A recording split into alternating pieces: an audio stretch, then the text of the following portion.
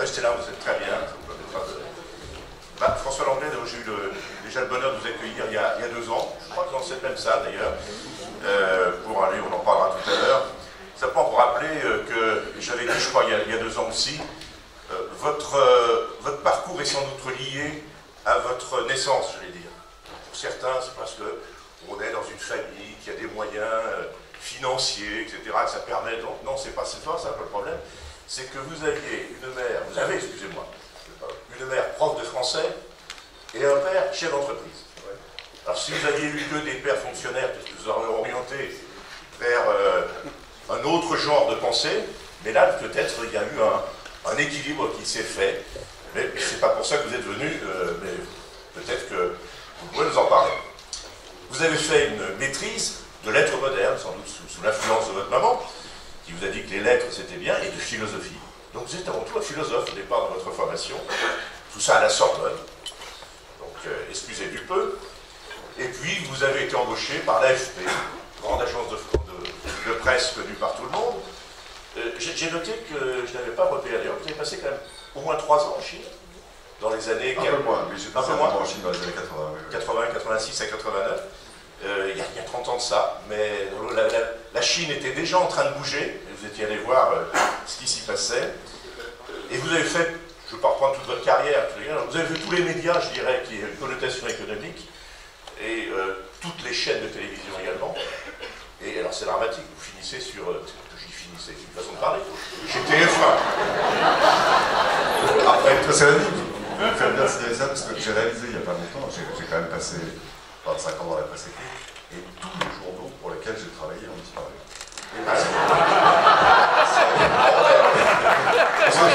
J'espère qu'il n'y a pas de lien que vous avez fait, c'est plutôt de la concomitance que de la conséquence. Pour la télévision, ça va encore. Parce que la télévision résiste. On vous a vu longtemps sur Antenne 2 ces dernières années, vous êtes maintenant chez TF1 depuis cet été, et donc on va espérer que la presse audiovisuelle s'en sorte mieux que la presse écrite. Voilà, alors, vous n'êtes pas un économiste à la base, mais le problème pour les économistes qui ont du mal avec vous, c'est que vous êtes pourtant le journaliste économique, le préféré des Français. Et pour une raison très simple, c'est que vous avez eu la volonté d'essayer de vulgariser l'économie, et c'est un point qui doit, je ne sais pas vis-à-vis de moi que je vais parler, mais vis-à-vis de la Chambre de commerce de Loir-et-Cher qui porte l'événement qui nous rassemble, c'est-à-dire l'économie au rendez-vous de l'histoire, puisque c'était notre objectif aussi en tant que chef d'entreprise, c'était d'essayer de faire mieux comprendre les mécanismes économiques de façon à ce que le contexte dans lequel on puisse travailler soit plus favorable. Et vous êtes, de ce point de vue-là, un exemple que l'on peut suivre. Vous avez été classé initialement dans le camp des libéraux, parce que les gens aiment bien classer tout ça dans les cases, puis celui de partisans d'un protectionnisme modéré. Vous finirez peut-être dans le clan des hétérodoxes, quoique, comme vous êtes, vous considérez que le niveau des déficits et la conséquence de la dette publique que ça peut avoir entraîné est une lettre à préoccupation, vous ne rejoignez pas tous les hétérodoxes. Depuis 10 ans, vous publiez un best-seller à peu près tous les 2 ans, pardon. On vous avait donc accueilli il y a 2 ans pour Tant pis, nos enfants payeront, et je pense qu'on pourrait toujours dire les enfants, les petits-enfants et puis toutes les générations à venir. Et aujourd'hui, vous êtes avec nous pour votre dernier ouvrage qui s'intitule « Tordez le cou aux idées reçues ». Eh bien, on va vous écouter avec grand plaisir. Merci François Langlais. Merci de votre accueil.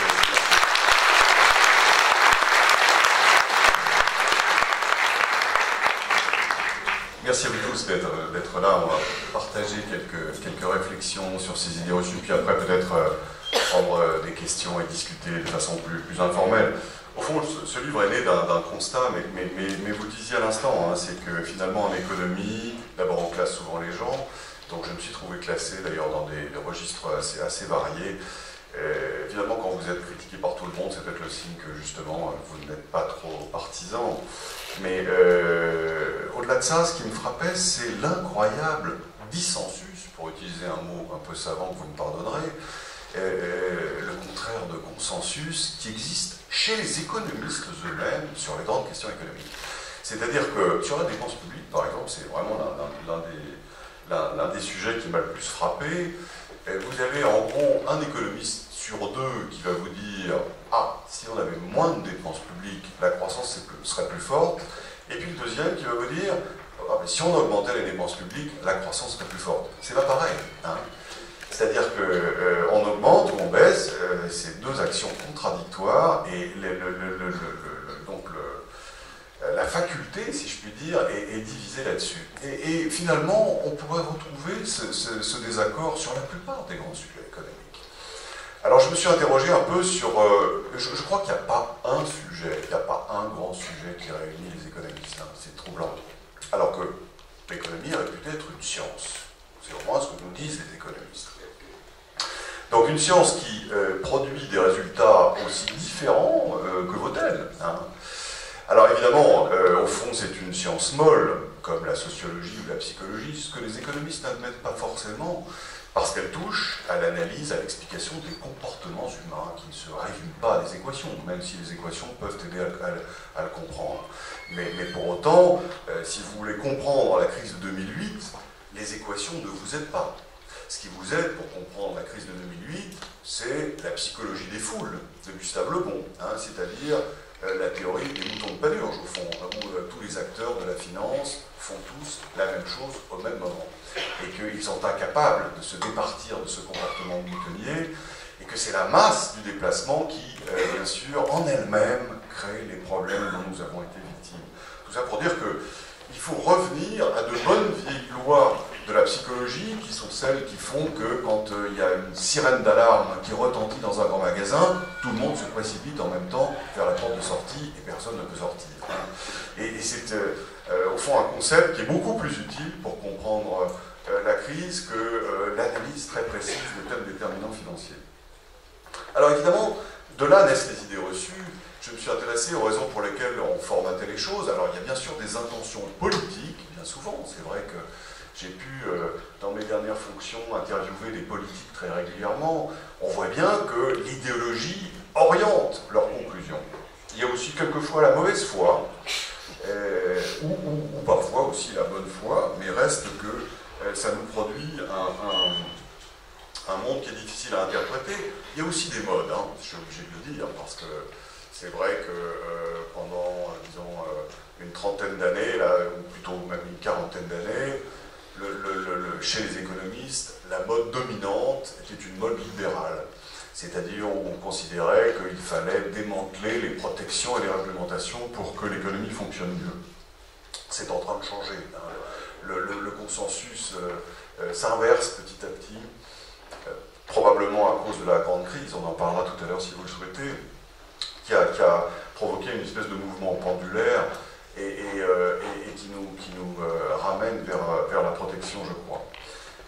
Il y a trois types d'idées reçues. Je vais prendre un exemple à chaque fois pour essayer d'illustrer mon propos, parce que c'est quand même les exemples qui sont souvent les plus intéressants. La première cause d'idées reçues pour les gens qui sont de bonne foi, si je puis dire, c'est qu'on sous-estime les effets de long terme d'un phénomène et qu'on surestime les effets de court terme.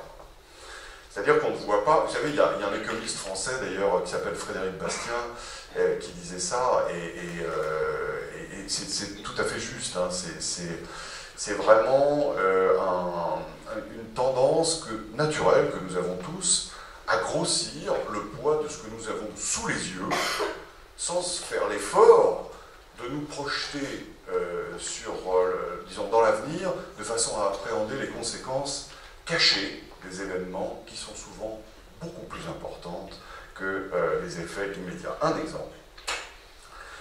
Vous savez qu'il y a une idée reçue qui est « les robots vont tuer l'emploi ». Autrement dit, l'idée reçue selon laquelle, l'idée reçue, c'est-à-dire c'est quelque chose qu'on entend, vous-même, chacun d'entre vous l'a entendu dans des repas entre amis, des repas de famille, au café, que sais-je, ou à la télévision bien souvent. L'idée c'est que finalement, à cause de la mécanisation croissante, il n'y aura bientôt plus de place pour l'humain. Et c'est vrai que quand on se promène au supermarché, quand on doit faire ses courses, on voit que les caissières sont remplacées par des machines. On scanne nous-mêmes les produits dont nous avons besoin, et que l'humain a donc disparu. On fait ça aussi pour peser les légumes. Dans le temps, vous vous souvenez, ceux qui partagent avec moi l'infortune d'avoir plus de 50 ans, il n'y a pas si longtemps, mais il y avait des gens qui étaient là pour peser les bananes ou les tomates que vous achetiez. Aujourd'hui, c'est à vous de le faire avec une machine qui, d'ailleurs, identifie assez rapidement la couleur du légume que vous pesez et qui vous propose tout de suite les choix correspondants. Et on se dit, mais alors, finalement, ce mouvement a-t-il une fin et va-t-il rester une place pour nous? Il y a pourtant des faits qui ne cadrent pas avec l'idée que la technologie détruit l'emploi. Le premier, c'est qu'il n'y a jamais eu autant d'emplois dans le monde. Il n'y a jamais eu autant de personnes qui travaillent. Et par définition, la technologie n'a jamais été aussi élevée, puisque c'est un processus d'amélioration continue. Donc, déjà, quand on observe les faits, disons, en élargissant un peu la focale, on constate que l'idée selon laquelle la technologie détruit les emplois est contredite, j'allais dire, de façon empirique. Deuxième élément qui devrait pousser un peu à la réflexion, c'est que les pays qui ont le plus de robots, c'est la Suède, c'est l'Allemagne, c'est la Corée. Vous savez, il y a un indicateur qui est le taux de robots par habitant. Un peu saugrenu comme comparaison, mais ce sont les comparaisons internationales qui sont faites par l'OCDE. Eh bien, ces pays-là figurent parmi les pays où il y a le moins de chômage. Bon, ça aussi, c'est un peu troublant. Alors, on peut l'expliquer, évidemment, certains vous diraient, ben oui, finalement, ils n'ont pas de chômage et ils ont des robots parce qu'ils ont une croissance très forte et du coup, ils ont besoin de bras, ils n'en ont pas assez, donc ils sont obligés de faire travailler les machines. Peut-être en partie. Reste que la présence de robots et le chômage ne sont pas liés par un lien de causalité immanquable. En fait, qu'est-ce qui se passe quand on justement, on analyse les choses? D'abord, quand nous sommes, je reviens au supermarché, quand nous sommes face à ces machines, on oublie que pour faire ces machines, il faut des gens. Il y a du travail humain derrière ces machines. Donc, ces machines détruisent de l'emploi au supermarché, mais elles en créent dans les usines pour les fabriquer.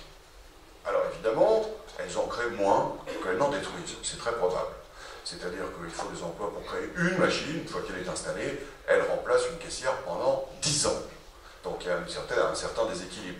Oui, c'est justement pour cela que le propriétaire de supermarché installe des machines. Hein. C'est-à-dire, c'est précisément pour faire des économies. C'est-à-dire, ça lui coûte moins cher d'avoir une machine que d'avoir un humain. Et ce bénéfice, il va y avoir plusieurs utilisations possibles. Peut-être il peut se le mettre dans la poche, mais en tous les cas, un jour ou l'autre, il le réinvestira. Donc, peut-être le réinvestira pile dans l'achat d'un bateau. C'est une idée parmi d'autres. Il faudra bien des gens pour faire ce bateau. Hein. Donc, l'argent ne va pas disparaître du circuit économique. Le profit, il sera réinvesti. Au-delà de ça, il peut aussi, et c'est ce qui se passe bien souvent, repasser au consommateur l'économie, sous la forme de prix plus bas, dans son magasin, de façon à se différencier des autres. C'est-à-dire qu'en réalité, ça va lui coûter moins cher d'avoir des machines, mais au total, ça va nous coûter moins cher d'acheter des bananes. Parce qu'une machine, sur le long terme, coûte moins cher justement un salarié. Alors, nous-mêmes, au lieu de dépenser, je ne sais pas, peut-être 100 € de fruits et légumes par mois, nous allons dépenser peut-être 95. Ces 5 € d'économie que nous faisons, nous aussi, on va les employer ailleurs. Hein. C'est-à-dire qu'on va peut-être s'en servir pour, que sais-je, compléter un budget de vacances ou pour aller au restaurant. Cet argent va être recyclé et il va servir lui aussi à créer les emplois. Donc vous voyez déjà que dans la géographie, à partir du moment où on élargit la focale, on voit qu'un emploi supprimé à un endroit peut donner naissance à d'autres petits bouts d'emploi dans bien des secteurs différents. Et que quand nous sommes dans notre supermarché, nous ne pensons pas à cela. Mais ça n'est pas encore le mouvement le plus important qui préside à ces transformations qui sont passionnantes et qui sont au cœur de l'évolution de l'économie. Le mouvement le plus important, c'est ce qu'on appelle la productivité. C'est-à-dire le fait que justement, au fil de l'histoire, grâce aux innovations qui se sont succédées, grâce aussi au génie humain dans l'organisation du travail, il nous faut de moins en moins de force humaine pour produire la même quantité de biens. Et c'est un mouvement qui a commencé avec l'utilisation du silex, hein, de l'homme de Néandertal, et qui n'est évidemment pas achevé. Pour se rendre compte de ce que ça peut faire, je vais prendre un exemple historique qui est assez intéressant, c'est celui de Ned Ludd. Vous savez, sans doute certains d'entre vous connaissent cet ouvrier de la Grande-Bretagne britannique du début du XIXe siècle, au moment où l'industrie textile est en plein essor. C'est 1805-1810, si ma mémoire est bonne. Et les patrons de l'époque veulent installer les métiers à tisser pour remplacer les tisserands. Ned Ludd est tisserand. Et lui et ses camarades syndicalistes déclenchent alors une lutte très violente pour casser les métiers à tisser parce qu'ils ont le sentiment, qu'il n'est pas tout à fait faux, que ces métiers vont les remplacer et vont détruire leur travail. Et il s'ensuit vraiment, alors on a connu ces révoltes en France aussi avec les canuts, hein, exactement dans les mêmes proportions. C'était la révolte de l'homme contre la machine qui était en concurrence avec lui. On comprend très bien les motivations pour autant. Là encore, qu'est-ce qui s'est passé? Ned Ludd a perdu, hein. Bien sûr, les métiers à tisser ont été installés. Bien sûr, les tisserands ont été remplacés. Et ils ont été remplacés par des ouvriers beaucoup plus qualifiés, beaucoup moins nombreux, hein, pour régler une machine. Il y en a certaines d'ailleurs dans le musée de la dentelle à Calais, que je vous invite à aller voir si un jour vous passez dans ces coins reculés. Reculés, je dis ça avec beaucoup d'affection parce que c'est de là que je viens. Mais on voit très bien ces machines qui avaient été conçues au début du XIXe siècle, extrêmement sophistiquées, où il fallait 2 mois de réglage par 2 types en permanence, et une fois que c'était réglé, on fabriquait les vêtements évidemment à la chaîne. Qu'est-ce qui s'est passé? Le prix des vêtements a chuté de façon considérable. Considérable. Parce que le coût de fabrication n'était pas le même, bien sûr. C'est-à-dire que ça a permis aux citoyens de changer de vêtements, de trouver des vêtements à leur taille beaucoup plus ajustés, parce qu'on a pu construire des séries. Hein. Donc ça a donné naissance à l'industrie du vêtement. Ça a développé tout un commerce spécialisé. Les boutiques qui vendaient les vêtements. Auparavant, ça n'était pas le cas. Ça a développé le commerce international de façon extraordinaire, puisqu'il a fallu aller acheter du coton dans les régions qu'il produisait. Malheureusement, coton bien souvent exploité par des entreprises esclavagistes, qui petit à petit se sont débarrassées de ce mode de production. Mais en fait, l'invention du métier à tisser a été le début du système capitaliste. Je poursuis. Des magasins, le commerce international, mais aussi les commerces de réparation des vêtements, évidemment. Et puis plus largement, ça a développé aussi les moyens de paiement pour les citoyens, c'est-à-dire l'industrie bancaire, parce que c'était la naissance de la consommation. Et plus encore, et après il a fallu essayer de solliciter le consommateur pour qu'il se décide à acheter tel vêtement plutôt que tel autre. La publicité est née à ce moment-là. Donc vous voyez qu'à partir d'une invention technologique qui localement crée des dégâts tout à fait significatifs, Ned Ludd et ses copains sont restés définitivement sur le carreau. Mais pour autant, le bénéfice global pour la société a été considérable. Ça a permis une élévation du niveau de vie sous 3 formes. 1, l'augmentation de l'emploi. Je vous ai cité plusieurs exemples de secteurs auxquels probablement on n'aurait pas pensé si nous avions été en 1910 en train de regarder cette invention. 2, l'incroyable diminution du temps de travail au fil des ans, bien sûr, puisque justement comme on a besoin de moins en moins de force physique pour fabriquer une quantité donnée de produits, bien sûr, la réduction du temps de travail, elle s'explique par la productivité et donc par la technologie. Et évidemment, le troisième élément qui est très important et que l'on doit également à la technologie, c'est l'augmentation des salaires. C'est-à-dire que les 2 tisserands qui étaient eux-mêmes formés pour pouvoir faire fonctionner le métier à tisser gagnaient bien davantage que Ned Ludd et ses amis. Parce que leur productivité était bien supérieure. Donc le patron pouvait évidemment les payer bien plus. Et malgré cela, si je puis dire, ses profits étaient lui-même bien supérieurs aussi, compte tenu de l'extraordinaire développement des ventes que cette innovation permettait. Alors, après, il faut évidemment tout de suite penser justement aux victimes. Hein. on pourrait se dire, finalement, c'est pas très grave, il y en a qui sortent du jeu, pourvu que le bénéfice collectif soit bon. C'est pas comme ça qu'il faut raisonner, bien sûr. Il faut s'occuper des victimes parce que le temps des hommes, on pourrait dire, finalement, on n'a qu'à les former. Ça ne marche pas. Ça ne marche pas. C'est-à-dire que bien souvent, quand vous avez commencé à travailler 20 ou 30 ans d'une certaine façon, vous n'allez pas vous mettre à une nouvelle façon sans remise en cause très profonde que peu de gens sont capables de faire. Et il ne faut pas leur vouloir pour ça.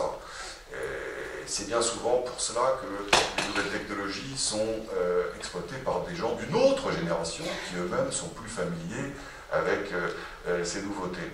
Donc il faut bien souvent d'abord indemniser ces victimes des changements technologiques, et puis quand on le peut, les former ou les recycler dans d'autres secteurs. C'est-à-dire que là, pour le coup, la collectivité a une vraie responsabilité. Quand on essaie de se projeter, on se dit, mais au fond, ce mouvement perpétuel d'innovation va-t-il se poursuivre? Est-ce qu'il n'aura pas une fin un jour? C'est une autre idée reçue d'ailleurs, qu'on entend de temps en temps, qui est la croissance ne sera pas éternelle. Un jour ou l'autre, nous buterons sur les limites de l'inventivité humaine. Je ne parle pas de l'écologie, un vrai sujet. On peut buter sur la disponibilité des ressources naturelles, ça c'est un véritable obstacle. Mais l'idée même selon laquelle on buterait sur les limites de l'inventivité humaine est complètement saugrenue. Là encore, je vais vous donner un exemple qui est donné par Alfred Sauvy. Vous savez, c'est un grand économiste français, et alors il a beaucoup écrit sur ce sujet. Il avait une très belle formule d'ailleurs, il disait « Les besoins des hommes naissent sous leurs pieds ». C'est-à-dire au fond, plus nous avançons, plus nous avons des besoins auxquels nous n'aurions jamais pensé. Et il le disait d'ailleurs, je cite de mémoire, parce que Diogène a moins d'héritiers que Tantale de successeurs. Diogène, vous savez, qui vivait dans son tonneau dans le dénuement, pas beaucoup d'héritiers parce que c'est pas très drôle, alors que Tantale, qui est victime du supplice du désir perpétuel, lui, il a beaucoup d'héritiers. C'est nous tous. Hein. C'est nous tous qui finalement souhaitons avoir une nouvelle voiture, un nouveau vêtement, un nouveau téléphone, que sais-je, on l'est plus ou moins, suivant les âges de la vie, suivant d'abord les moyens dont on dispose, bien sûr, mais globalement, le moteur de la société de consommation est plutôt celui de Tantale. Mais il donne un exemple très intéressant, Sauvy, qui montre bien que la croissance, de ce point de vue-là, est perpétuelle, et il parle de la température dans les logements. Au début du XXe siècle, dans les collectivités, dans les immeubles de copropriété parisiennes, on avait 14 degrés. Pas chaud. Et 16 degrés pour les chambres de malades et les vieilles personnes. Et puis, très rapidement, dans l'entre-deux-guerres, ça monte, on passe plutôt de 16 à 18. Et là, pour le coup, les syndicats de propriété prévoient explicitement qu'ils sont tenus de créer, par leur système de cycle de chauffage collectif, une température de 16 à 18. Et après la guerre, on arrive évidemment à 20 degrés. Bon, à chaque fois, hein, vous voyez que les besoins des hommes évoluent. Alors vous allez me dire, 20 degrés, bon, on ne va pas non plus mettre 25, sinon on serait rôtis comme des poulets. Oui, mais justement, ce qui est intéressant, c'est qu'après cette élévation qui a nécessité la modernisation du système de chauffage, donc là aussi, de l'inventivité, de la croissance, de nouveaux emplois, et on invente le thermostat pour réguler la température à 20 degrés. Là aussi, de la technologie, des emplois. On invente les fenêtres à double vitrage pour stabiliser et diminuer la consommation. Technologie, emploi.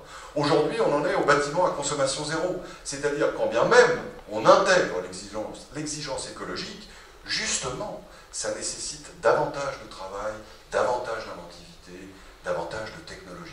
C'est pour montrer que c'est une espèce de course sans fin et qui n'est pas forcément négative, parce qu'on peut y intégrer les exigences de la nature, et que pour autant, ça montre bien que il n'y a pas de limite. Et même, au fond, ce simple appareil, il y a 10 ans, personne d'entre nous n'en avait un dans la poche. Personne. Aujourd'hui, vous le savez, en moyenne, on le regarde 150 fois par jour. Donc, c'est dire que, et d'ailleurs, pour la quasi-totalité des gens qui se trouvent dans cette salle qui ont ça, si on vous le supprime 2 jours, nous errons comme des âmes en peine, parce qu'on ne sait plus très bien faire ce que nous faisions auparavant sans lui. C'est dire la vitesse avec laquelle on s'est acclimaté à cette technologie. Imaginez le nombre d'emplois indirects, je ne parle pas pour fabriquer, encore que, mais il est fabriqué pour beaucoup en Chine. Bon, c'est des emplois quand même, hein, parce que les Chinois d'abord ils travaillent, ils sont payés, puis eux-mêmes on recycle leur salaire dans l'économie monde, et in fine, une petite partie de cela revient sous forme de sacs Louis Vuitton qui sont fabriqués chez nous dans nos belles campagnes avec l'artisanat français. Donc tout ça n'est pas en pure perte, même s'il y a une dispersion considérable. Ce que je veux dire, c'est que finalement, cette idée selon laquelle les robots ou l'innovation tuent la croissance est une idée qui n'est pas du tout vérifiée. Je conclue juste sur cette idée reçue avant de passer à une autre, parce que je parle longuement, il faut qu'on se garde un petit peu de temps quand même pour les questions. Mais vous vous souvenez qu'il y a eu un candidat à l'élection présidentielle qui partait de ce diagnostic, c'était Benoît Hamon, pour justement proposer et un revenu universel et une taxation des robots. Et alors, bon, diagnostic qui, à mon sens, je vous l'ai longuement dit tout de suite, n'est pas le bon, mais l'idée de taxer les robots est encore plus saugrenue. Parce que taxer les robots, on se dit, ah oui, salaud de robots. Mais c'est pas eux qui payent, en fait. Hein. C'est plutôt les produits qui sont faits par les robots que nous achetons. C'est-à-dire que taxer les robots, c'est nous taxer. Bon, je ne suis pas sûr que ça règle les problèmes. Par ailleurs, si au final, vous finissez par taxer suffisamment pour dissuader les chefs d'entreprise de s'équiper en machines, qu'est-ce qui va se passer? On va se priver, bien sûr, des déperditions d'emplois localisés. Ned-Luc et ses amis, ils vont rester au boulot. D'un certain côté, tant mieux pour eux. Mais on va évidemment perdre le bénéfice de l'ensemble des conséquences positives qui se sont déroulées sur les années qui suivent. On ne peut pas avoir l'un sans l'autre. Hein. Et finalement, c'est la réflexion un peu de courte vue que de préconiser que la suppression des effets négatifs de court terme, évidemment, c'est aussi la suppression des effets positifs de long terme. Juste une dernière chose, d'ailleurs, c'est que cette idée de taxer les robots a, curieusement, et Benoît Hamon s'en prévalait, été proposée par Bill Gates. Bill Gates, vous savez, c'est le fondateur de Microsoft, l'un des hommes les plus riches du monde, qui est à la tête d'une entreprise qui vaut 700 milliards de dollars, qui lui-même a construit une fondation pour échapper à l'impôt, qui lui-même a placé des dizaines de milliards de dollars de profit de son entreprise dans les paradis fiscaux pour échapper à l'impôt. Donc voilà un homme qui est visiblement plus inventif pour créer les impôts qui frappent les autres que pour payer les siens. On voit bien que tout ce raisonnement est un peu vicié et que si l'idée du revenu universel, enfin on en parlera tout à l'heure si vous voulez, moi elle me paraît très, très dangereuse au plan philosophique, hein, au fond, c'est la dernière obole que le capital jette aux non qualifiés, et malgré tout, enfin, on est dans un monde ou dans une société où les gens, où nous tous, conquérons notre indépendance, une partie de nos raisons de vivre, et en tout cas de notre intérêt dans le travail, dans l'interaction avec les autres. Que ce soit un travail marchand ou pas marchand. Il y a mille façons de travailler. Vous pouvez travailler aussi de façon bénévole, vous pouvez travailler chez vous, enfin, mais en tout cas, cette interaction avec les autres à travers le travail, elle est vitale. Et finalement, en priver les plus démunis avec un revenu, plutôt que de s'occuper justement de trouver les bonnes conditions politiques et économiques pour que tout le monde ait un travail, me paraît assez dangereux. Deuxième idée reçue, pour justement appuyer mon propos et illustrer une nouvelle, un nouveau biais dans le raisonnement économique qu'on entend. L'euro nous a apporté la prospérité. C'est souvent ce qu'on entend. Hein, et c'est vrai qu'il y a eu une période, au début de l'euro, hein, en 98, et les années qui ont suivi jusqu'à la crise, 10 ans en gros. 10 ans qui ont été assez favorables. Et puis finalement, après, on a connu une crise mondiale qui a évidemment dessiné les yeux de tout le monde. L'euro, évidemment, c'était le projet d'une union toujours plus étroite entre les pays, et puis le pari de la convergence. C'est-à-dire, on se disait, ça va rapprocher les économies européennes, et elles vont finir par devenir un seul grand pays, une seule grande économie.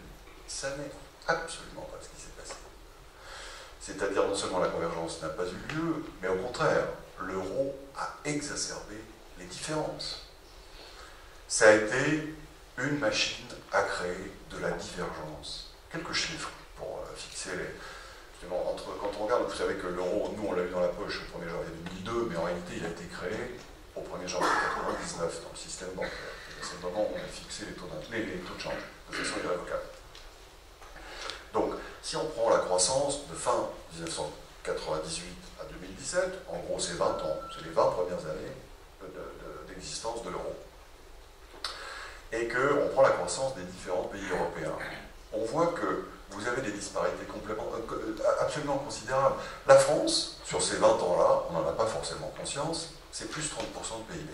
C'est-à-dire que la richesse collective nationale, je ne parle pas de sa répartition, a progressé d'un petit tiers. Exactement le même chiffre que l'Allemagne. France et Allemagne, plus 30% entre fin 98 et fin 2017. Mais l'Espagne, c'est plus 44%, même après la crise. C'est-à-dire que l'Espagne a beaucoup plus profité que la France ou l'Allemagne. Et à l'inverse, dans le bas du tableau, vous avez la Grèce, 5% sur 20 ans. Un désastre absolu. C'est absolument sans précédent en temps de paix. C'est-à-dire jamais un pays d'Europe n'a eu un score aussi mauvais en dehors des périodes de guerre mondiale. Et l'Italie, plus 7%. C'est pareil, c'est 7% sur 20 ans. Compte tenu de l'augmentation de la population, elle n'est pas très forte en Italie, mais elle existe quand même. C'est en réalité 20 ans perdus. Qu'est-ce qui s'est passé? Et à quoi on n'avait pas pensé quand on a lancé l'euro? C'est que, si vous voulez, un taux de change unique, c'est en quelque sorte un vêtement à taille unique. Donc, il est trop petit pour les gros et trop grand pour les petits. C'est-à-dire que des pays qui ont un faible niveau de développement économique et de productivité auraient intérêt à avoir un taux de change plus faible, de façon à pouvoir vendre davantage. C'était le cas de la Grèce, de l'Italie ou de l'Espagne, avant que l'euro ne soit créé. Et à l'inverse, les pays qui ont un niveau de technologie très élevé, et puis des systèmes sociaux qui fonctionnent bien, qui leur permettent d'ajuster les coûts en permanence, comme l'Allemagne, devraient avoir un taux de change bien supérieur. En réalité, taux de change unique, qu'est-ce qui se passe? Pour les pays faibles, comme l'Europe du Sud, ce taux de change est trop élevé et il pénalise leurs exportations. C'est-à-dire que, au fond, il agit comme un frein permanent, structurel sur l'économie. Ça explique l'effondrement de la Grèce et de l'Italie. Et à l'inverse, pour les pays qui profitent d'un niveau de développement supérieur, comme l'Allemagne, le taux de change est trop faible. C'est-à-dire que ça agit comme un accélérateur permanent de la compétitivité. C'est ce qui explique les surplus gigantesques qu'engrange l'Allemagne depuis quelques années en matière de commerce international. On est à plus de, si ma mémoire est bonne, on est entre 200 et 300 milliards d'euros d'excédents commerciaux, ce qui est complètement délirant. Mais c'est à cause de ce taux de change unique. Les conséquences sont très importantes parce que... alors, j'ajouterais, avant d'en venir aux conséquences, que c'est d'autant plus problématique que vous avez non seulement un taux de change unique, mais un taux d'intérêt unique. Le taux d'intérêt, qui est le prix de l'argent, est le même pour toute la zone. Donc, quand vous avez un taux d'intérêt qui est une moyenne pondérée des situations des différents pays, là encore, c'est un taux d'intérêt qui est trop élevé pour les pays en difficulté et qui est trop faible pour les pays qui sont en surcroissance. Vous savez, une banque centrale, donc celle qui définit les taux d'intérêt, c'est un peu comme un climatiseur. C'est-à-dire que son rôle, c'est de réchauffer la maison quand il fait froid et au contraire la ventiler quand il fait trop chaud. Je m'explique. Quand la croissance n'est pas suffisante, la Banque centrale doit baisser les taux d'intérêt de façon à provoquer l'accélération de l'investissement et la réanimation de l'économie. Et à l'inverse, quand il y a surchauffe, elle monte les taux d'intérêt pour dissuader tous les acteurs de l'économie de s'endetter. Le problème d'un climatiseur, pour revenir encore aux questions de chauffage, c'est qu'il faut un thermostat.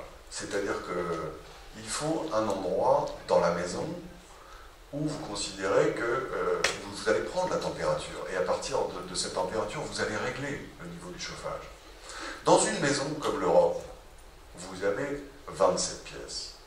Vous avez des petites pièces et des grandes. Il y a la Slovénie, tout petit. Et puis l'Allemagne, c'est très grand.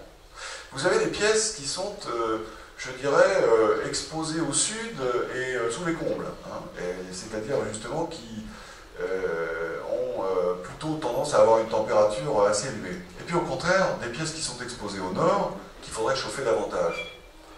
Quelle est la pièce de référence que vous prenez pour définir le niveau du chauffage? La Banque centrale s'est calée, au début des années, justement des années de l'euro, sur la plus grande des pièces, l'Allemagne. L'Allemagne à l'époque était en difficulté parce qu'elle avait à absorber les nouveaux Länder de l'Est. Donc on a fait du chaud massivement. Hein. La Banque centrale a donc baissé les taux d'intérêt parce que l'Allemagne était en difficulté. Et elle s'est dit, au fond, elle n'a pas imaginé que ça aurait des conséquences dévastatrices pour les autres. Mais c'est bien ce qui s'est passé, c'est-à-dire que du coup, toutes les économies périphériques, l'Espagne, le Portugal, la Grèce, l'Irlande, petites économies en rattrapage, avec des potentiels de croissance importants, ont brutalement bénéficié d'une chute des taux d'intérêt extrêmement importante, dont ils ont profité pour s'endetter de façon complètement déraisonnable. Parce que c'est toujours comme ça. Au fond, c'est comme quand vous donnez la clé de votre cave à un sommelier alcoolique. Mécaniquement, il va se passer quelque chose. Il y a un coup pendant 2 ou 3 mois, mais au bout d'un moment, vous êtes quand même assuré de ne pas retrouver vos tonneaux tout à fait au niveau où vous les aviez laissés. C'est ce qui s'est passé. Il n'y a rien d'infamant dans ma comparaison pour les économies du Sud. Mais je suis moi-même amateur de vin, évidemment, sans être sommelier ni alcoolique. Encore que. Mais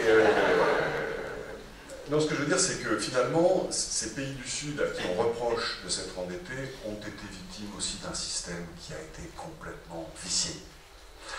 Et qui finalement leur a mis le carafon de vin sous le nez en permanence. Et qu'en ce sens-là, ce qu'on reproche aux Grecs ou aux Italiens, on dit ah bah oui, ils n'ont pas fait de réforme. Peut-être, mais le problème est avant tout macroéconomique. Et de ce point de vue, l'euro ne nous a pas rendu service.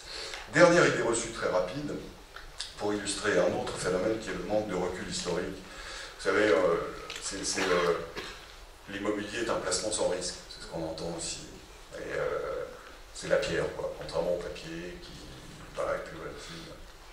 C'est vrai qu'en France, on a connu une très forte croissance des prix de l'immobilier, au moins dans certains endroits, et à Paris en particulier, mais à Bordeaux aussi, en fait, dans les métropoles. Et nous, qui finalement avons vécu les 20 dernières années sous ce régime, on a parfois tendance à oublier qu'en réalité, les fluctuations de l'économie sont très importantes, de l'immobilier sont très importantes, et que c'est elle qui explique la crise de 2008. C'est à l'origine de la crise de 2008, vous avez quand même l'extraordinaire croissance des prix de l'immobilier aux États-Unis, avec une chute à partir de 2006, qui se traduit dans la finance et qui finalement contamine l'ensemble de l'économie mondiale. Pourquoi? Parce qu'à l'époque, aux États-Unis, vous pouviez acheter une maison et la revendre avec une plus-value de 15 ou 20% en 2 ans. Donc bon nombre d'officines se sont développées pour proposer aux Américains moyens les fameux subprimes, c'est-à-dire subprime, vous savez ce que ça veut dire, hein, c'est ceux qui n'avaient pas tout à fait les revenus suffisants, prime, pour pouvoir s'endetter normalement auprès des banques. Donc ces subprimes, on leur dit, les amis, c'est pas grave, vous n'avez pas de revenus, aucune importance. Je vais vous prêter l'argent et vous n'aurez pas de remboursement pendant 2 ans. Et vous, d'ici 2 ans, vous aurez revendu votre maison. Ça vous permettra de faire une plus-value de quelques dizaines de milliers de dollars. Vous paierez comme ça le collège, l'université pour vos enfants. Vous savez qu'aux États-Unis, c'est cher. Bon nombre de gens sont fait avoir comme ça. Enfin, il y a bon nombre de ménages qui ont fonctionné comme ça pendant longtemps. Ils achetaient, 0 remboursement, ils vendaient juste avant l'échéance à quelqu'un qui lui-même attendait 2 ans, etc. etc. Évidemment, tout ça... Alors, inutile de dire que l'officine qui vendait les prêts ne gardait pas les prêts pour elle. Hein. Elle servait d'intermédiaire, elle touchait sa commission. Et elle repassait la patate chaude à des banques qui elles-mêmes ne savaient pas très bien à qui elles avaient prêté, justement parce qu'il y avait un intermédiaire. Et ces banques elles-mêmes faisaient des paquets avec tous ces prêts, les faisaient certifier par une agence de notation et les vendaient ensuite aux investisseurs du monde entier. Vous et moi. On a même retrouvé 7 petits villages norvégiens qui avaient investi toute l'économie de la commune dans les fameux subprimes, c'est-à-dire dans ces paquets de prêts qui avaient été ficelés par des escrocs dans une période d'euphorie immobilière dont on ne savait pas très bien s'ils allaient être remboursés. C'est-à-dire qu'en réalité, tous les intermédiaires se défaussaient et prenaient leur commission à chaque fois. Les agences, pour certifier, boum, elles prenaient des centaines de millions de commissions. Les banques, pour fabriquer les paquets, des centaines de millions de commissions. Et puis finalement, ben, c'était les vastes marchés mondiaux qui avaient acheté tout cela, même quelquefois les banques elles-mêmes qui en rachetaient. Au fond, c'était pas tellement de l'escroquerie, c'était plutôt de l'incompétence, parce qu'elles ont racheté les saloperies qu'elles avaient fabriquées, ou du moins que la banque d'en face fabriquait, ce qui fait que petit à petit, tout le système mondial s'est trouvé contaminé par cette affaire. Qu'est-ce qui s'est passé? En 2008, les prix ont commencé à chuter. C'est-à-dire que M. Smith, qui avait acheté sa maison dans l'espoir de la revendre 2 ans plus tard, il s'est dit, voilà, il faut que je la vende tout de suite. Accélération des ventes. Donc accélération de la chute des prix. Et au bout d'un moment, ces gens n'ont pas pu vendre, ils se sont trouvés arrivés à échéance des fameux 2 ans, et là, on est venu leur dire, monsieur, là, c'est les remboursements, ils commencent maintenant, et ils sont gigantesques. Personne n'avait eu les clauses, évidemment, de bas de contrat qui prévoyaient que les remboursements étaient tout à fait considérables. Ils sont tombés en défaut, et aux États-Unis, vous connaissez le système, on peut faire faillite personnellement, on met la clé de sa maison dans une enveloppe, on met l'enveloppe à la boîte, on disparaît, puis on va s'installer dans un autre état. Et les banques se sont retrouvées avec des maisons vides par centaines de milliers, par millions, qu'il a fallu écluser. Et entre-temps, compte tenu de la dissémination dans les marchés financiers dont je vous ai parlé à l'instant, c'est petit à petit les réserves des banques elles-mêmes qui avaient été mises à l'épreuve. Tout ça pour dire que quand on dit l'immobilier est solide comme la pierre, attention, on a connu, et même récemment, des épisodes de fortes chutes qui ont causé des secousses très violentes sur l'économie mondiale, et que, en règle générale, il y a quelqu'un d'ailleurs qui a eu le prix Nobel d'économie, qui s'appelle Robert Shiller, qui est professeur à Yale, qui a construit un indicateur économique sur très longue période où on voit l'évolution des prix immobiliers. Il montre très bien que finalement, sur longue période, les prix de l'immobilier, c'est à peu près l'évolution de la croissance. Et que ça s'en écarte à la hausse ou à la baisse, mais qu'en général, quand ça s'écarte à la hausse, ça chute plus qu'il ne faudrait de façon à retrouver la tendance de long terme. Et quand ça chute très fort, ça remonte très fort de façon à retrouver la tendance de long terme. C'est-à-dire qu'au fond, il y a des variations qui s'enroulent autour de la variation de long terme. Et alors, il y a évidemment des événements exceptionnels comme l'extraordinaire croissance de la Chine. Hein. Vous savez, et je terminerai là-dessus vraiment,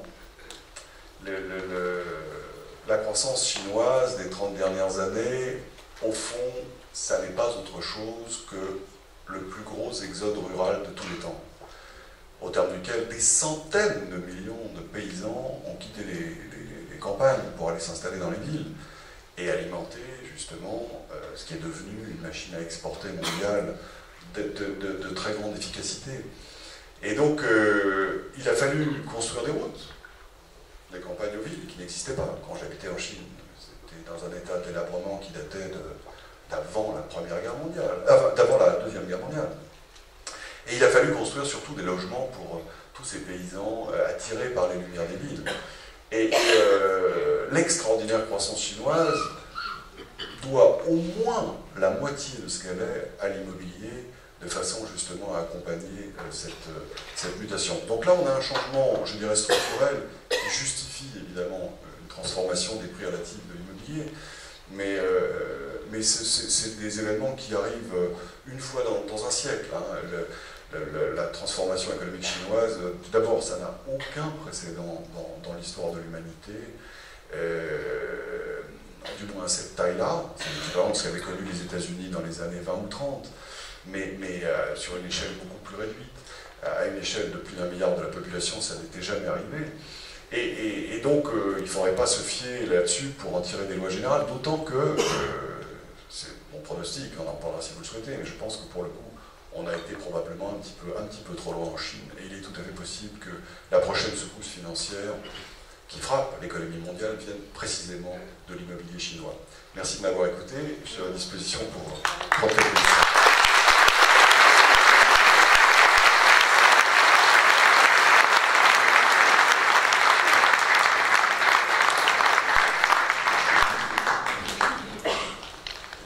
Je ne sais pas s'il y a un micro-baladeur. Est-ce que celui-ci, on aura du mal? Oui.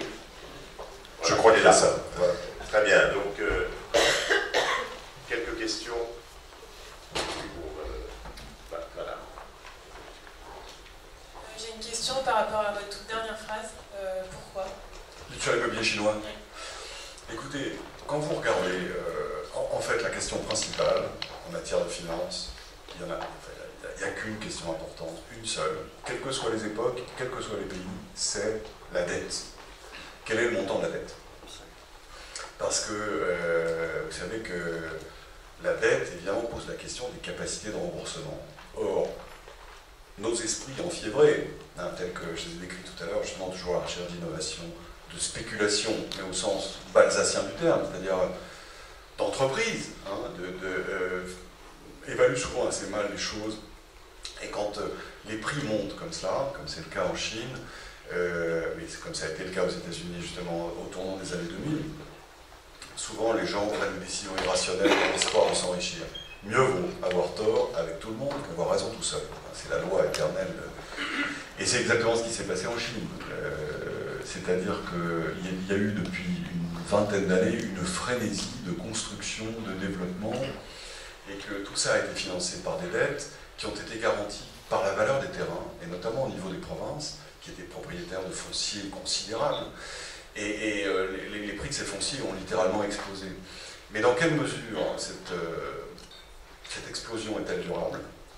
Le jour où elle n'est plus, ça veut dire que toutes les garanties qui ont servi de socle à l'édification de cette pyramide branlante de prêts, qui s'évalue en milliers de milliards, on ne parle pas vraiment de petites sommes, c'est-à-dire on parle de 3 fois le PIB de la Chine, ça fait 20 000 milliards de dollars d'accumulation de crédits qui sont logés soit dans les entreprises publiques, soit chez les ménages un petit peu moins, soit dans l'État et les provinces. Mais le socle, donc la garantie de tous ces prêts, me paraît avoir une valeur largement soufflée par la spéculation, et il est à craindre que le mouvement s'inverse. On le voit déjà.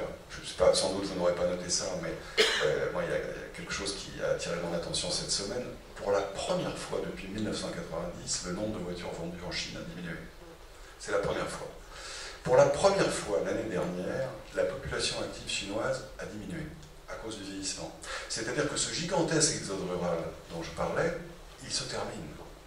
Alors qu'il a été le carburant de la croissance, aujourd'hui, il est stabilisé, et en revanche, il va falloir recycler bon nombre de la croissance pour payer des retraites aux Chinois les plus âgés, dans des proportions souvent très modestes, mais quand même, c'est-à-dire que le régime de croissance est en train de changer de façon probablement assez rapide, parce que justement, à cause de la politique de l'enfant unique, vous allez avoir une génération très particulière qui va venir tout en même temps et qui va provoquer un choc massif sur les finances publiques chinoises, précisément, me semble-t-il, au moment où la valeur des actifs accumulés peut chuter compte tenu du fait qu'il n'y aura plus cet afflux perpétuel de paysans qui arrivent. Et c'est là où, si vous voulez, qu'est-ce qui se passe quand on ne veut plus rembourser? On ne rembourse plus. Qui paye? Celui qui vous a prêté. Vous connaissez cette histoire? C'est toujours assez drôle parce que c'est une histoire très simple mais qui permet vraiment de bien se représenter ce qu'est la dette et la relation au fond très étroite entre un créancier et le débiteur. C'est l'histoire d'un commerçant et il est dans son lit avec sa femme la nuit, donc il se retourne, il n'arrive pas à dormir. Il est visiblement très préoccupé. Sa femme me dit, mais Maurice, qu'est-ce qui se passe? Pourquoi est-ce que tu es comme ça, si inquiet? Il dit, non, rien, tu sais, ben, mais si, dis-moi. Bon, écoute, d'accord, alors je te dis, écoute, voilà, les affaires n'allaient pas, j'ai dû emprunter 1 million d'euros à Albert qui habite en face de la rue, et je dois le rembourser demain. Parce que c'est ce à quoi je me suis engagé, et je n'ai pas le début du commencement de ce million, parce que les affaires ne se sont pas améliorées du tout. Donc sa femme me dit, mais tu aurais dû m'en parler, comment ça se fait? Je dis, oui, mais tu sais, je voulais pas t'inquiéter, voilà, j'ai fait tout ça dans mon coin, mais c'était pour la bonne cause, et maintenant je suis au pied du mur. Et sa femme s'assit sur le lit, elle dit, attends, ne bouge pas. Elle se lève, elle ouvre la fenêtre, et elle dit, Albert, ton 1 million d'euros, on te le remboursera jamais. Elle referme la fenêtre, elle va s'asseoir sur le lit, et elle dit à Maurice, tu vois, maintenant c'est lui qui dort pas.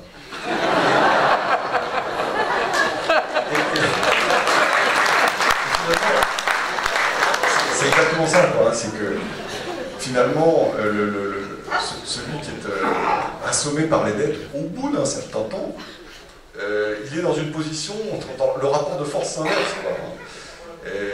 C'est comme quand vous devez, il y a un dicton qui dit, hein, quand vous devez un peu d'argent à votre banquier, c'est vous qui êtes embêté, quand vous lui devez beaucoup d'argent, c'est lui qui est embêté. Demandez à Patrick Drahi, le patron de SFR, qui justement s'est endetté de façon considérable. Mais tout ça, je pense qu'une mécanique comme celle-là pourrait bien se mettre en route en Chine, pour répondre de façon un peu longue à votre question. Pardon. Oui. Et à quelle échéance? Comment expliquez-vous? Je termine juste sur l'échéance, et puis on termine tout de suite. C'est très difficile de dire. Pour être tout à fait franc, je pense ça depuis plusieurs années. Donc, si ça se produit demain, on se dira, bah tiens, il a eu raison très tôt. Si ça se produit que dans 5 ans, on se dira, bah oui, il s'est trompé pendant 10 ans. Hein. Donc, vous savez, en fait, les situations instables durent toujours beaucoup plus longtemps qu'on ne le pense. Et à partir du moment où la crise se révèle, ça va beaucoup plus vite qu'on le pense aussi. Hein. Donc, c'est très difficile. Autant on voit bien les logiques qui s'expriment, autant les dater avec précision me semble difficile. Pourquoi la Chine prête-t-elle aux États-Unis? Plusieurs raisons. Il y a à la fois des raisons géopolitiques et puis des raisons proprement économiques. En fait, la Chine dégage des excédents considérables. Là aussi, à cause d'un taux de change qui pendant longtemps a été manipulé, mais plutôt à la baisse, hein, contrairement à ce qui s'est passé en Europe. En fait, les deux aberrations mondiales de taux de change, c'est l'Allemagne et la Chine. L'Allemagne avec l'euro a un taux de change qui ne lui correspond pas. Si elle était au Deutschmark, ça serait un taux de change par rapport au dollar qui serait 2 fois supérieur. Et on verrait une Allemagne certainement plus riche, mais en même temps avec des excédents commerciaux qui seraient tout à fait faibles. Ça veut dire que plus personne d'entre nous ne pourrait acheter des voitures allemandes. Mais bon, après tout, on achèterait des voitures peut-être pas grecques, mais... en tout cas, et l'autre aberration, c'est la Chine, dont le taux de change, lui aussi, a été fixé de façon artificiellement basse pendant très longtemps. Qu'est-ce qui s'est passé? Ils ont engrangé des excédents. Et ces excédents, vous recevez des devises, des dollars pour la plupart, parce qu'en Chine, pour faire du commerce avec la Chine, c'est le dollar qui est utilisé très majoritairement. Donc vous utilisez un peu de vos dollars pour acheter du pétrole, pour acheter des matières premières, mais pour le reste, il faut les stocker. Qu'est-ce que vous faites avec du dollar? Ben, vous les mettez dans l'actif le plus sûr qui existe, réputé le plus sûr, ce sont des bons du Trésor. C'est-à-dire qu'indirectement, vous prêtez aux États-Unis, mais en réalité, vous avez une stratégie d'épargnant avisée qui fait que vous stockez votre épargne dans un instrument qui vous paraît, sur le moyen terme, être le plus susceptible d'être remboursé. Ça reste à discuter quand on voit les déficits de Trump, mais en tout cas, il est possible qu'il nous fasse le coup aussi de Maurice et Albert, quoi. Mais jusqu'ici, au moins, ces instruments de paiement étaient considérés comme les plus solides du monde. J'ajoute, pour, disons, en quelque sorte, pour compléter, mais qu'il y a aussi probablement une dimension géopolitique et que le fait de détenir une part importante de la dette américaine pour les Chinois, à un certain moment, a flatté leur ego, leur a fait penser qu'ils pouvaient ainsi contrôler un peu la Chine parce qu'ils pouvaient menacer de vendre la dette. Ça n'a aucun sens. Hein. Si vous vendez la dette, ça veut dire que vous récupérez, justement, vous devez utiliser des renminbi, c'est-à-dire la monnaie locale chinoise, le yuan, pour racheter vos titres américains, et à ce moment-là, vous comprimez la masse monétaire de façon très importante. Donc c'est un instrument qui n'est pas très maniable, et aujourd'hui d'ailleurs on constate que les Chinois s'en séparent petit à petit. Hein. Alors les réserves chinoises ont beaucoup diminué, puisqu'on est passé de 4 000 milliards de dollars à 3 000, et la fuite des capitaux en ce moment en Chine, provoquée par les craintes d'effondrement du pays, sans compter dans le fait que certains Chinois préfèrent, peut-être pas tort, sur le moyen terme, installer leur argent quand ils en ont en dehors de Chine. Donc il y a des flux de capitaux, plusieurs dizaines de milliards de dollars qui quittent le pays en ce moment. Donc ça exerce une pression assez forte sur les réserves chinoises. Mais globalement, le niveau de dette détenu par les Chinois diminue. Comment expliquez-vous que les riches sont de plus en plus riches et que les pauvres sont de plus en plus pauvres? Il Il y a beaucoup de raisons, mais il y en a une qui est très importante, et c'est une idée reçue que je n'ai pas développée devant vous, mais qui est essentielle, qui touche au libre-échange, si vous voulez.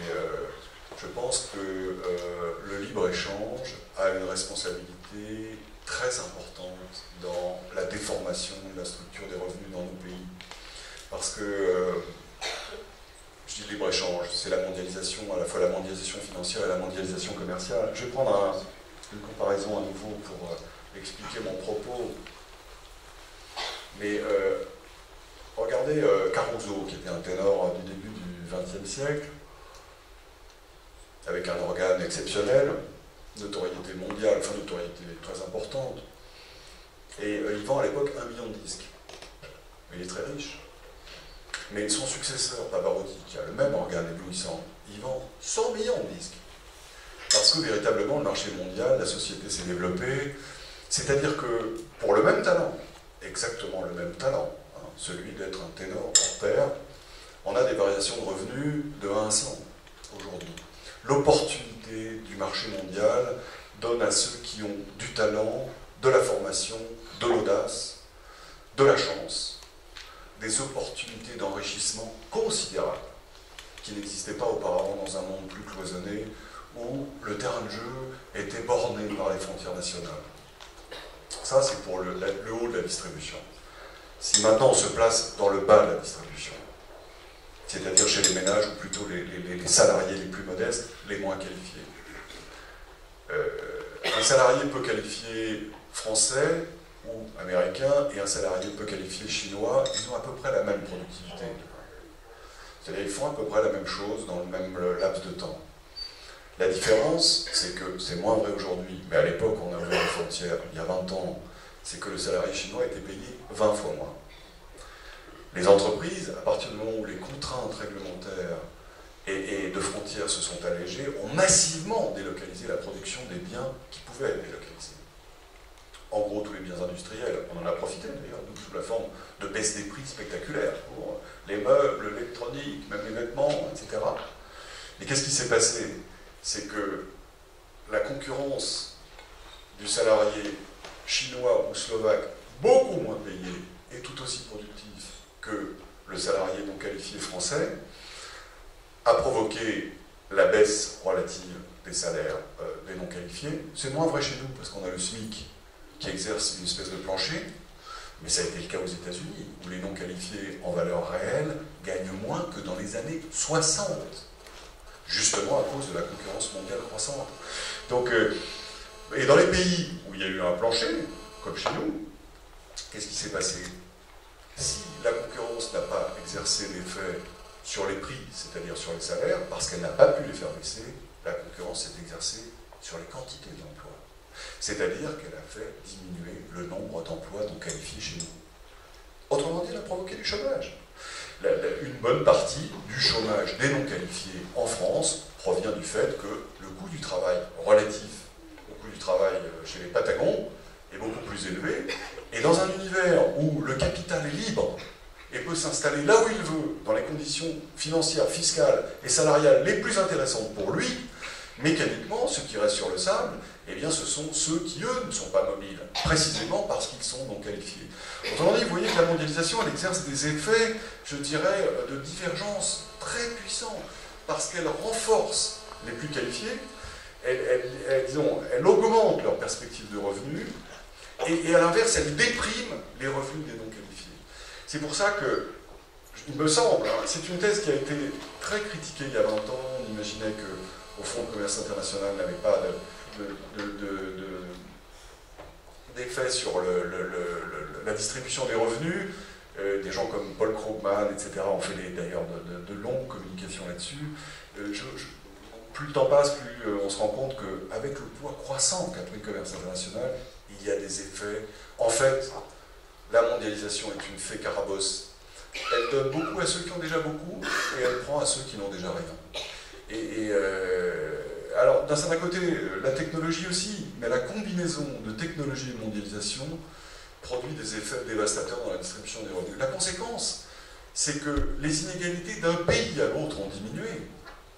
C'est-à-dire que, par rapport à la Chine que j'ai connue, si vous voulez, les inégalités entre Chine et France se sont réduites quand vous considérez les deux communautés nationales.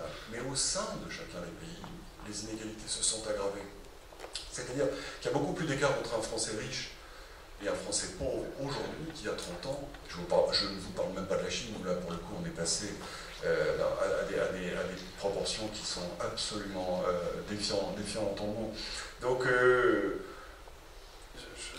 on pourrait trouver des raisons fiscales à tout cela, mais il me semble qu'au bout du bout, le déterminant principal dans la déformation de la distribution des revenus, c'est la mondialisation, c'est le commerce international, au moins tel que nous l'avons pratiqué. Je conclue juste avec petit pied en quelque sorte, mais on critique beaucoup Trump, économique. Peut-être certains d'entre vous auront noté que dans le nouvel accord commercial qu'il a fait signer à la fois au Congrès américain et puis négocié avec les Mexicains et les Canadiens, il y a une clause tout à fait inhabituelle et qui, moi, personnellement, me fait dire qu'en matière économique, tout ce que fait Trump n'est pas idiot. C'est que les voitures, par exemple, qui sont, vous savez que, je vous parle de la Chine avec le transfert de l'industrie, il s'est passé exactement la même chose aux États-Unis avec le Mexique, pour les mêmes raisons. Si ce n'est que le Mexique était encore plus près, c'est devenu l'arrière-cour industriel des États-Unis, notamment pour la voiture. Puisque tous les constructeurs du monde se sont installés au Mexique pour exporter leurs voitures, profiter des faibles coûts salariaux et exporter leurs voitures au-delà de la frontière. Et Trump a dit stop, il y en a marre, ça a détruit les emplois américains, stop. Et donc dans ce traité, dans ce nouveau traité, il a imposé au Mexique une clause qui interdit aux voitures américaines, ou du moins aux voitures fabriquées au Mexique, mais destinées au marché américain, d'être fabriquées par des ouvriers qui gagnent moins de 16 $ de l'heure. Intéressant. Intéressant. Bien sûr, c'est le consommateur américain qui va payer la note, mais en même temps, peut-être y aura-t-il aussi des entreprises qui vont relocaliser leur production aux États-Unis parce que le différentiel de coût ne sera plus si important. Une dernière question, puisque... Non, c'est madame, je crois, vous avez plus de micro. Vous avez plus de micro. Donc, qui a le micro actuellement? Une dernière question, s'il vous plaît, parce que nous devons libérer la salle dans 2 minutes. Bonjour, monsieur Langlais. Bonjour. Prenez-vous en compte le poids de l'économie souterraine pour les pays du Sud? Donc, Italie et Grèce, notamment, et Espagne aussi. Vous avez tout à fait raison. J'ai envie de dire. Il est clair que dans les chiffres que je donnais, ce sont des chiffres de l'économie officielle. Et qu'il est très probable qu'à supposer qu'on puisse mesurer l'économie souterraine, on verrait que sur la même période, elle a fortement progressé. Votre remarque est parfaitement justifiée. En fait, vous savez que la crise a eu comme conséquence de monter les taux d'imposition dans ces pays dans des proportions parfois démentes, en Grèce et en Italie, et que la réaction de l'animal fiscal, quand on le matraque, c'est souvent de passer sous la terre, notamment dans des pays où il y a une tradition en la matière. On dit ça avec amitié pour nos voisins grecs et italiens. Et de ce point de vue, la photographie de l'économie totale, si on pouvait la faire, intégrant non seulement ce qui est émergé, l'économie officielle, mais ce qui est immergé, l'économie noire, est probablement moins négative quand on la compare par rapport à 98 que je l'ai fait. Très bien, merci beaucoup.